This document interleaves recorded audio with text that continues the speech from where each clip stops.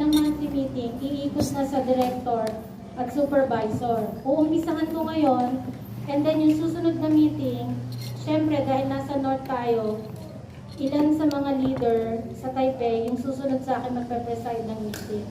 Magdi-discuss ng agenda. Para maging patas tayo sa Secretary General, kasi ang dapat na nagpapacilitate ng meeting ay director at supervisor at ang active member. Kasi talagang medyo depressed talaga siya.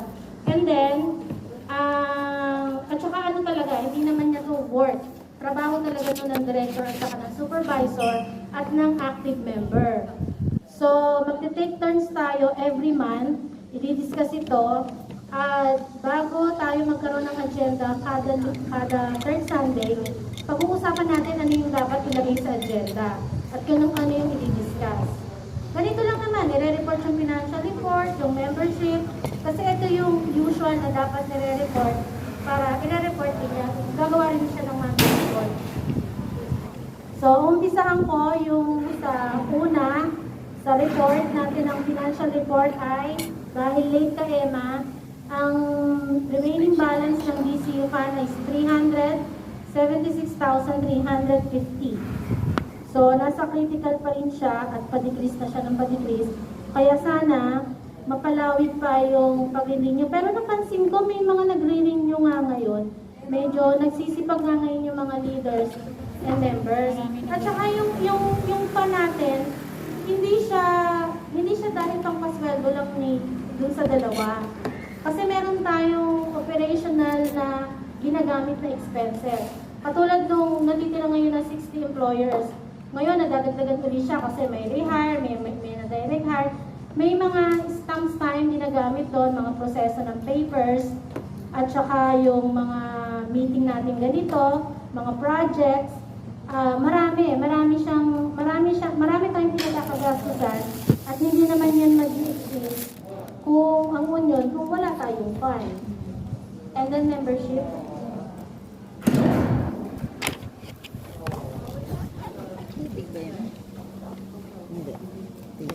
The total register of membership now is 2,033. And how about the direct hire?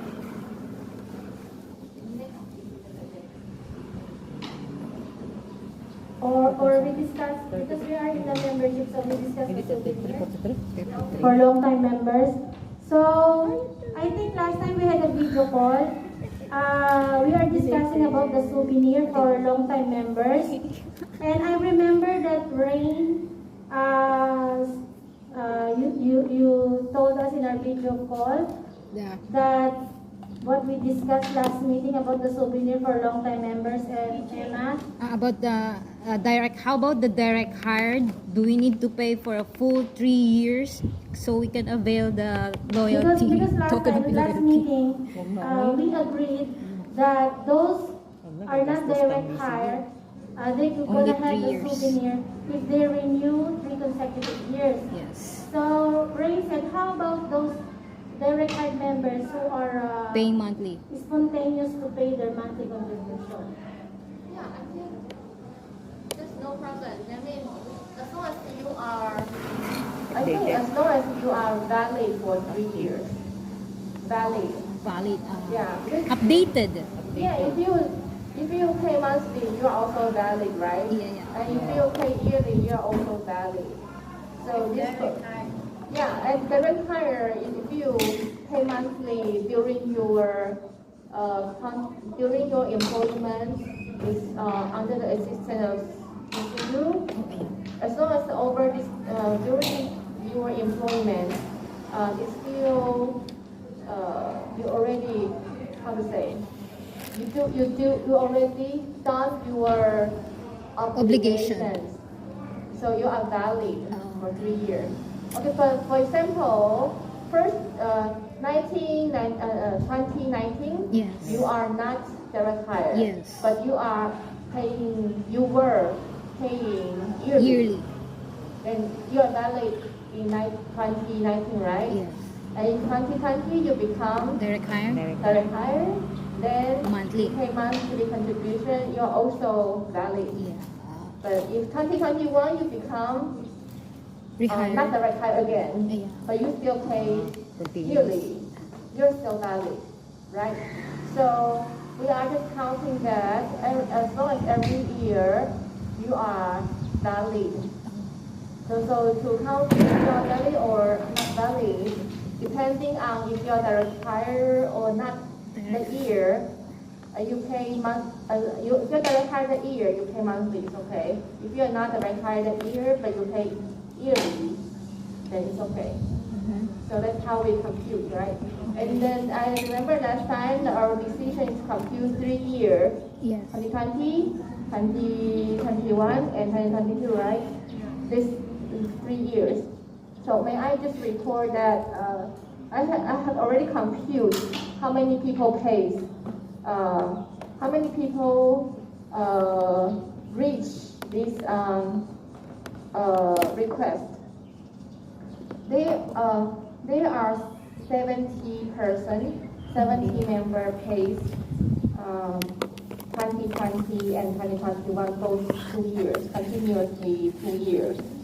Not including direct hire, because direct hire we compute in another sheet. And then among these 70 person, there are only 13 of them continually pay this 3rd year. Oh. So that's why I discovered 13. that it's okay.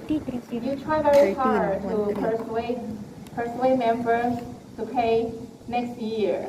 Maybe they will pay, but if you try to persuade them to pay another year, it becomes harder and harder, right? That's why we want to give these kind of souvenirs as like a reward to their support, right? So, and about direct hire, I think this 3 year, generally we have like around 100 persons. I mean around means that because some people come and go, some people even just go home. So I just generally compute like a 100 person. So generally we could say every year we have people newly joined. The majority of our membership are newly joined, but those renew their membership is very, very few, right? So, but it's the hardness because sometimes they are willing to pay the first time because they are in need, right? To be honest, the first time they want to pay because maybe they need emergency rescue or emergency request from DCU to help them. That's the reason they join in the first time and pay the first year, right? Yeah. So that's why I think it's really difficult to encourage people to pay every year. Even 300 is already very small, right? What? Oh. Okay. So, okay, I finished my report about the numbers. About generally we have 70 person who is not direct hire but already paid for 2 years. Which means that they just need to pay this year so they can have the souvenir, right? Yes, only 70% paid continually 2 years. In total of 2030. 2021. Total 2020. Okay, this 70 person they pay 2020 and 2021. So they need to pay this year, Yes, and then 2022, got a so quota they to can have pay 3 years. to get the souvenir, right? But also, what if, okay, there are several persons who pay 2021 and this year. So they have to pay for next year. If they are willing to Advance. pay 2019, can they also get the souvenir? My question to you, what do you think? Kung magbayad ba daw ng 2019, makakuha ko ba daw? Okay lang ba daw? At least 3 years. Ganyan. What do you think? Because we need to have a Yung alam, yung... If they will just pay for 3 years or 3 payments of 300, yes, continuous. Just one time payment or like just to full this 3-year payment is okay. So what's the center? I mean, Hindi, nabay siya ng 2021. Basta nga 3 taon eh. 2020-21. So, kailangan daw magbayad ng 2019. If they are old member. Dapat 2022 na lang. Hindi. Basta nakatatlo. No matter advance or late or dati pa kulang. Hindi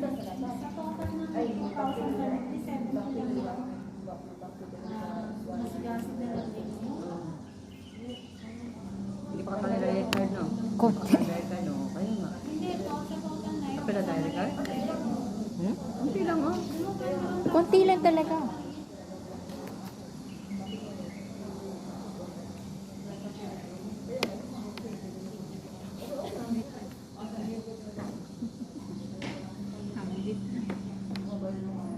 okay, the center. So what do you think? What's your suggestions? Ano daw suggestion nyo? You understand what my report? Yes. We got And another number is that people who pay 2021 also 2022. There are 37.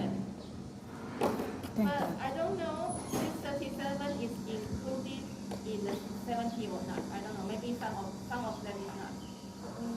I understand what I'm talking about. let's be clear. Is this paid members who started 2020 are membered by that year? How about if they were member before? That's something I'm not sure. Yeah. Yeah, that's something I'm not sure. It's better if you started from 2020, since you are a new member that year, so you should pay 2020, 2021, 2022. Yes. So make it 3 years. So you become member in 2021. 2022, 23. Yes. Let's just be, if you pay for 3 years or 3 payments, you are qualified. No matter how long you've been a member.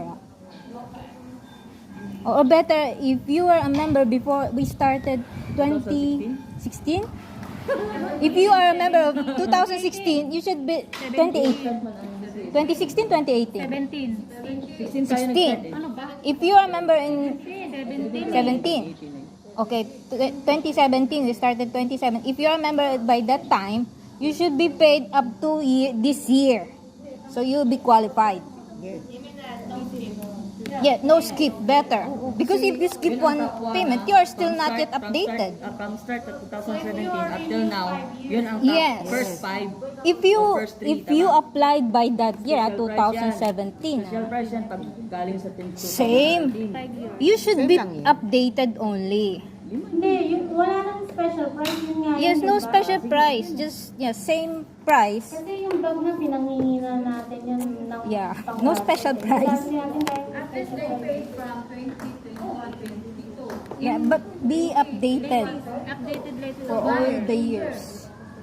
And then if you are active in direct card payment, so you can avail O, sige, ganito pagkasunduan natin. So, do you agree if the member from 2017 until 2022, Should be active. no skip, Yes. he can get a bag? Yes. And then, if there is also a member that 3 consecutive year, she can also have a bag. Yes. Yeah, for So it's 3. either 5 years or 3 years, right? At least she paid Okay, so 3 that's years. the conclusion. The conclusion is, yeah, only bag. Okay na yun. Because we don't have money. Actually, we ask Can you sponsor the bags. We cannot use the remaining funds. Daming active member ngayon. So no skip is actually that's no one pays straight to you 5 years. Oh, okay. Only those who are direct hire since 2017. Oh, there's no Only, one. yes. When they started Okay, before, We still can compute. We can still compute the possibility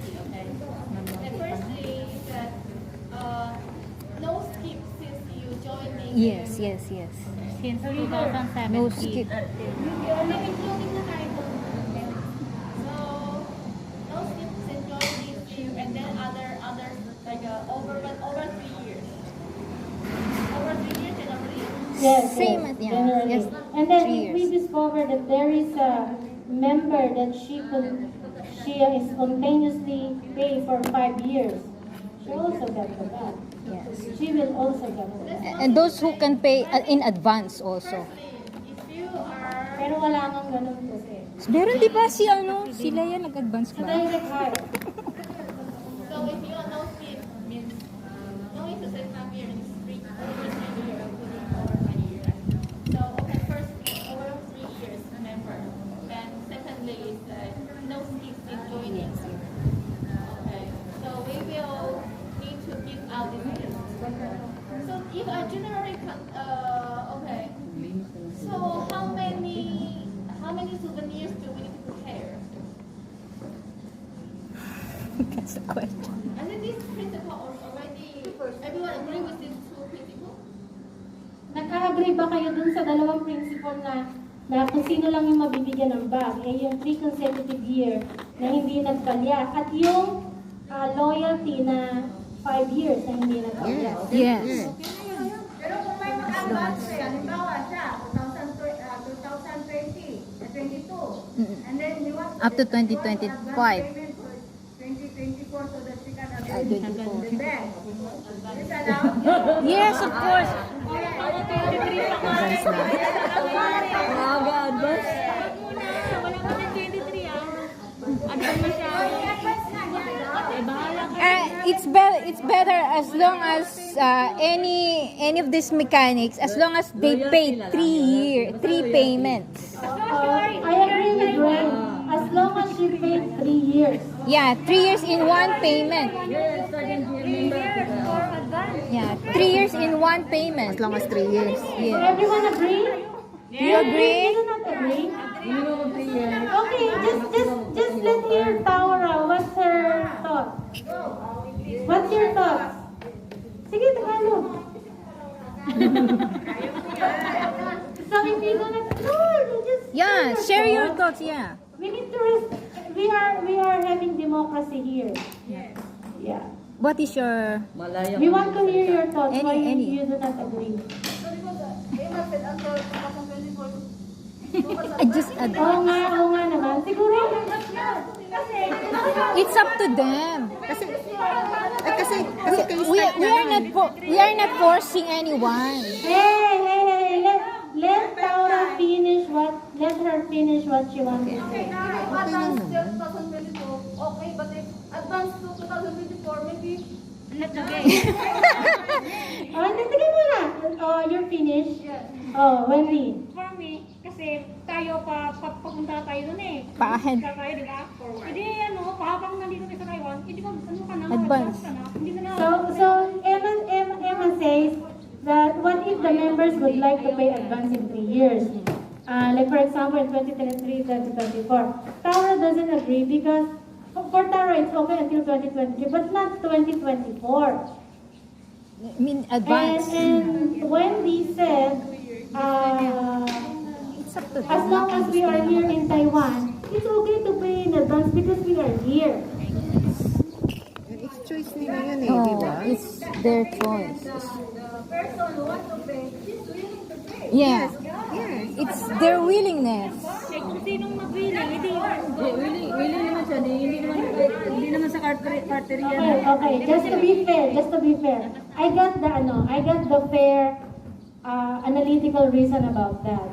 Okay, if she's willing to, what is year now is 2022, right? Next year is 2023. So let's not count the 2024, only 2023. Yes. Yeah, because What? Kagaya ko magbabayad.